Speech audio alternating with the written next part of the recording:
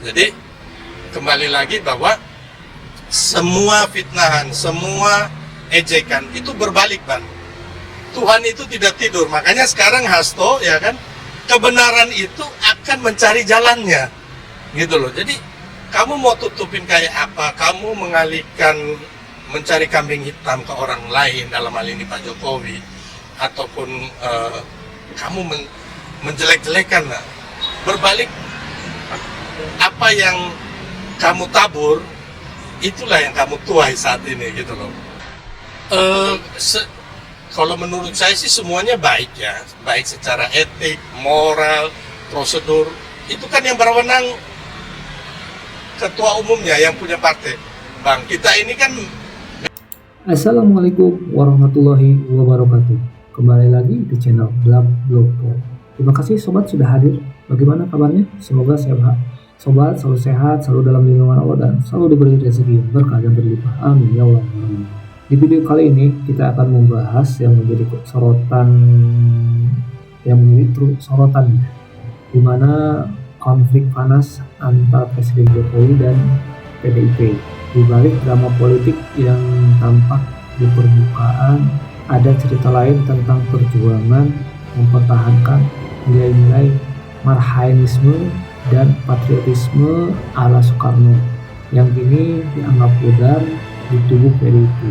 Sylvester Matutina, seorang loyalis Jokowi, membeberkan pandangan yang mengejutkan.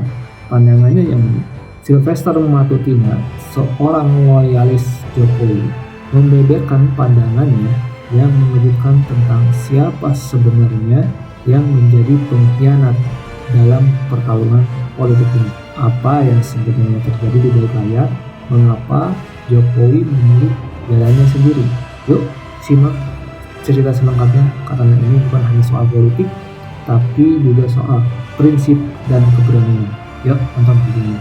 Jadi roh jiwa Soekarnoisme, marhainisme ini sudah nggak ada, Bang. Kalau kita melihat bahwa jiwa marhain, jiwa patriotisme dari nasionalis dari Soekarno ini ada dalam diri Pak Jokowi. Makanya kami mengikuti ketika Pak Jokowi itu mendukung Pak Prabowo dan Mas Gibran, kami ikut, Bang. Karena saya ini adalah salah satu deklarasi, saya adalah inisiator gerakan Setia Tegak Lurus Jokowi.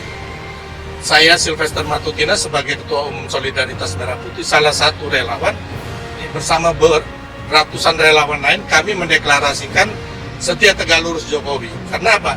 Ketika Pak Jokowi mendukung siapapun, termasuk Pak Prabowo, kami akan ke situ.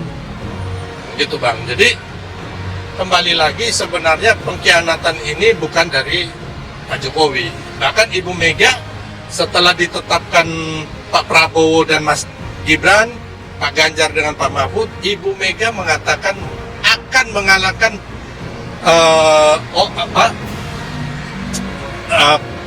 endorse-nya Pak Jokowi ini, yaitu Pak Prabowo, dalam satu putaran.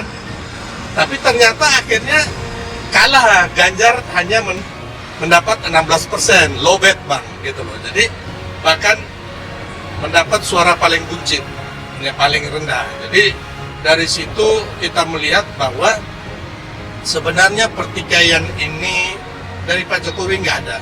Bahkan Ahok yang selama ini Pak Jokowi sangat baik dengan beliau, ya kan? Kita lihat Pak Jokowi bagaimana ngurus Ahok, Ahok pun, ya kan, mendiskreditkan Pak Jokowi, membela secara membabi buta Ganjar dan PDIP, bukan mengademkan. Jadi termasuk banyaklah teman-teman di PDIP ini yang mengatakan bahwa Pak Jokowi ini melakukan dinasti politik lah. Ya sebenarnya dinasti politik, kalau kita mau ngomong, hampir semuanya orang, termasuk di PDIP sendiri, dari kakek nenek, ipar, cucu-cucu pun sudah ada di PDIP. Bahkan kita lihat kemarin, kalau mau bilang dinasti benar-benar, bagaimana, ya kan, Ketua Umum PDIP, ya kan, dalam hal ini Ibu Mega, bagaimana ponaannya, ya kan, Romi Soekarno di Jawa Tengah itu bisa mengalahkan yang urutan 1-2 akhirnya yang jadi DPR. Jadi kembali lagi kita lihat bahwa selama ini apa yang teman-teman PDIP, Ibu Mega dan Hasto mereka menjelekan, memfitnah Pak Jokowi, akhirnya berbalik sendiri ke mereka. Nah, tuduhan dinasti politik berbalik ke mereka. Kayak sekarang tuduhan Hasto mengatakan bahwa ada orang yang minta 3 periode yang mengintervensi KPK, ya kan? Padahal kalau kita tahu Pak Jokowi dari dulu belum pernah, selama 10 tahun Pak Jokowi ngomong sama saya di rumahnya waktu terakhir saya mengantar beliau ke tanggal 20 Oktober itu di rumahnya, pulang itu saya kebetulan yang paling terakhir Pak, jam 12 malam ngobrol terakhir sama Pak Jokowi. Pak Jokowi mengatakan bahwa beliau selama 10 tahun tidak pernah ketemu dengan KPK. Ya kan, tidak pernah ketemu, padahal pimpinan KPK menginginkan bertemu Pak Jokowi. Pak Jokowi bilang kalau saya ketemu, tambah heboh lagi fitnah ke saya. Bahkan penetapan kemarin Hasto sebagai tersangka, itu kan dikaitkan dengan orang yang minta 3 periode, Pak. Padahal kita lihat Mbak Puan sendiri sudah membantah kan. Kalau nggak salah tanggal 23 Februari di gedung HIN, Mbak Puan ditanya teman-teman media, apa benar Pak Jokowi meminta 3 periode kepada Ibu Mega? Mbak Puan sendiri mengatakan tidak benar, tidak ada itu, ya kan? Itu bohong itu, ya kan? Nah, kenapa Hasto sekarang mengkaitkan itu, gitu loh, ya kan? Apalagi kita lihat Pak Jokowi sekarang kan sudah pensiun, mana mungkin mau mengintervensi KPK? Waktu berkuasa aja tidak pernah gitu loh. Dan mengenai 3 periode, selain Mbak Puan mengatakan itu tidak pernah ada permintaan itu kepada Ibu Mega, kami sendiri yang dekat dengan Pak Jokowi, ya kan, pastinya apabila 3 periode itu ada, pastinya Pak Jokowi akan menyuruh kami mengkonsolidasikan ke masyarakat dan ke MPR agar diadakan referendum kan. Nah, tapi ini kan tidak pernah terjadi. Bahkan Pak Jokowi mengatakan bahwa 3 periode dan perpanjangan itu menampar mukanya beliau gitu, dan orang yang mewacanakan itu adalah orang yang menjilat beliau, Bang. Jadi kembali lagi bahwa semua fitnahan, semua ejekan itu berbalik, Bang. Tuhan itu tidak tidur, makanya sekarang Hasto, ya kan, kebenaran itu akan mencari jalannya gitu loh. Jadi kamu mau tutupin kayak apa, kamu mengalihkan, mencari kambing hitam ke orang lain, dalam hal ini Pak Jokowi, ataupun kamu menjelek-jelekan, nah, berbalik, apa yang kamu tabur, itulah yang kamu tuai saat ini gitu loh. Tapi Pak, di balik perselisihan atau pertikaian antara PDI dengan Pak Jokowi yang dilakukan, pemecatan yang dilakukan oleh PDIP sendiri, menurut Bapak ini secara etika tuh etis nggak sih Pak yang dilakukan? Kalau menurut saya sih semuanya baik ya, baik secara etik, moral, prosedur. Itu kan yang berwenang ketua umumnya yang punya partai, Bang. Kita ini kan nggak bisa ngomong apa-apa, Bang, gitu loh. Toh tanpa dipecat sendiri kan Pak Jokowi sudah dihancurkan karakternya oleh mereka. Tanpa dipecat ya. Ya bagi kami dan juga bagi Pak Jokowi, pemecatan itu tidak ada artinya, Bang. Pak Jokowi bahkan berbahagia karena apa, Bang? Sudah terbebas sebagai petugas partai dan juga terbebas dari partai yang selama ini menurut masyarakat itu ya, menurut teman-teman itu anggota dewannya, terus yang jadi bupati, gubernur nggak bisa kerja, terus partai yang sangat arogan, partai yang suka marah-marah, ya kan. Kita ingat bagaimana mereka pakai knalpot brong itu kan, kader-kadernya itu kan, orang pergi acara mereka ribut, ya kan. Jadi partai yang arogan yang menurut kami itu tinggi hati gitu loh, selalu menghina masyarakat dan bukan hanya terhadap Pak Jokowi. Banyak kader-kader mereka juga yang minta tolong ke saya, Bang. Ada ketua DPRD Alor, namanya Ibu Ani Anggrek. Itu dizolimin, Bang, oleh bupatinya dan juga oleh teman-temannya di Partai Merah ini dan partai lainnya. Dia datang mengadukannya bukan ke DPP-nya mereka, tapi ke Solmed gitu loh. karena dia dipecat bang. Akhirnya kami yang bantu, dan ini bukan hanya pengurusnya bang, kader-kadernya di bawah juga. Ketika mereka ada sakit, mereka dizolimin secara hukum, mereka kasihan juga, mengadunya ke kami yang bantu bang. Mereka sakit, meninggal, saya bawain, kebetulan kami punya ambulan. Jadi roh jiwa Soekarnoisme, Marhainisme ini sudah nggak ada bang.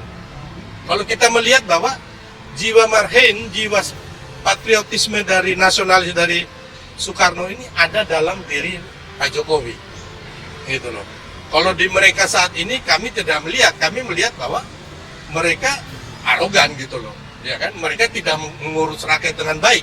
Yang kita lihat bang, saya dulu simpatisan bang, bahkan di saya punya komunitas Soulmate ini, beberapa anggota dewannya, bupatinya, gubernur, kami dukung bang. Jadi dengan uang kami, setelah mereka jadi, saya nggak pernah minta proyek, nggak pernah minta bantuan apapun. Itu kenyataan yang terjadi gitu loh. Jadi sebenarnya kita ini simpatisannya mereka, tapi karena kesini-sininya tidak sesuai dengan Marhainisme, dengan jiwa nasionalisme dan patriotisme dari Bung Karno, ya akhirnya kami ya nggak maulah menjadi simpatisan dari partai yang sekarang ini berubah jiwanya, berubah rohnya, menjadi partai yang tidak dekat dengan rakyat, tapi menjadi partai yang sombong gitu, partai yang isinya borjuis, orang-orang yang gaya hidupnya hedon, ya kan, kita nggak bisa pungkiri. Dan bukan kita juga memfitnah, tapi banyak kadernya juga yang ditangkap karena korupsi, dan itu kan kenyataan bang. Nah ini yang terjadi saat ini. Menurut Bapak sah-sah saja gitu ya melakukan pemecatan. Tapi kan itu kan konflik antara PDIP dengan Jokowi itu kan berlangsung sejak Pak Jokowi masih menjabat sebagai presiden ya. Nah tapi itu kan sudah tidak sejalan, sudah mulai terlihat ya Pak ya. Kenapa PDIP tidak memecat Jokowi ketika beliau masih menjadi presiden? Ya itu tadi yang kalau kita lihat kan, saya kan pernah meminta ya kan, kalau bisa dipecat ya kan, bukan dipecat sih, kalau bisa PDIP menarik menteri-menterinya. Tapi kan kembali lagi, mereka juga butuh kekuasaan, butuh jabatan bang. Makanya nggak berani menarik menterinya sampai selesai. Sebenarnya faktor itu bukan karena mereka ada melihat lain, karena mereka sayang kalau menteri-menterinya ditarik sebelum masa, kan yang rugi mereka bang, gitu loh bang. Nah itu sobat Sylvester Nah itu sobat Sylvester Matutina, Ketua Umum Solidaritas Merah Putih, menyampaikan pandangannya mengenai konflik antara Presiden Jokowi dan PDIP. Menurutnya, jiwa Marhainisme dan patriotisme yang diwariskan oleh Soekarno lebih terlihat pada Jokowi dibandingkan PDIP saat ini. Sylvester menegaskan bahwa Jokowi telah menjadi korban fitnah dan pengkhianatan, termasuk tuduhan tentang dinasti politik dan perpanjangan masa jabatan, yang ia bantah tegas. Konflik ini dinilai sudah berlangsung lama, namun memuncak setelah masa jabatan Jokowi berakhir. Sylvester juga menyoroti sifat arogansi dan hedonisme yang menurutnya kini melekat pada PDIP, serta kritik terhadap langkah pemecatan Jokowi dari partai. Meskipun demikian, ia menyebut bahwa pemecatan tersebut tidak terdampak bagi Jokowi, yang justru merasa bebas dari tekanan partai. Solidaritas Merah Putih memilih mendukung Jokowi, termasuk ketika ia mengalihkan dukungan kepada Prabowo Subianto dan Gibran Rakabuming Raka sebagai bentuk kesetiaan terhadap semangat kepemimpinan Jokowi.